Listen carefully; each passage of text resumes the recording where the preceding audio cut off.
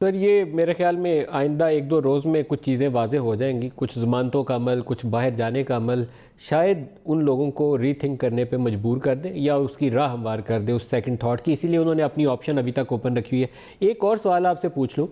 کوئی بہت بڑی گرفتاریاں نہیں ہوئی ہیں آپ کے لوگوں کی، وہ ہوئی کفایت اللہ صاحب کی، لیکن کوئی ایسی میں سوچتا تھا کہ شاید بڑے پیمانے پر پکڑ دکڑ ہوگی، کوئی راستے روک دیں گے، آپ کو اندر ہی نہیں آنے دیں گے، لیکن ابھی تک انہوں نے آپ کو جو آپ کا راستہ ہے اس کو مجھے لگا نہیں ہے کہ کوئی خندقیں کھود کر آپ کو صادقہ آباد پہ روک دیا ہو، ایسا ہوا نہیں ہے۔ دیکھیں، یہ میرے خیال میں حکومت کا کوئی احسان ہم پہ نہیں ہے۔ حکومت نے اگرچہ یہ اعلان کیا کہ ہم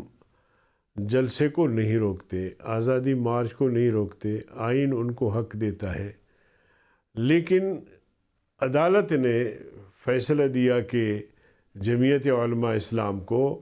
احتجاج کرنے کا، ملین مارچ کرنے کا، آزادی مارچ کرنے کا حق ہے، نہ صرف جمعیت علماء اسلام کو بلکہ ہر پاکستانی شہری کو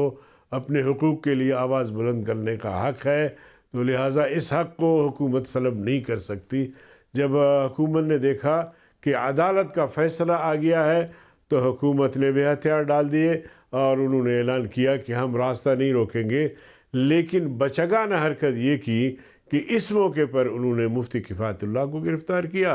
اور جبکہ حافظ حمداللہ صاحب کے شناختی کارڈ کو بلاک کیا۔ اب دیکھیں یہ بچگانہ حرکتیں ہیں کہ خواہ اس موقع پر ایک قسم کا ہمارے کارکنوں میں اشتعال پیدا کرنا، جبکہ رہبر کمیٹی کے ساتھ جو حکومتی ٹیم ہے، جو حکومتی مذاکراتی ٹیم ہے، انہوں نے طے کیا تھا کہ ہم راستہ نہیں روکیں گے۔ تو یہ اچھی بات تھی، بڑی مثبت بات تھی،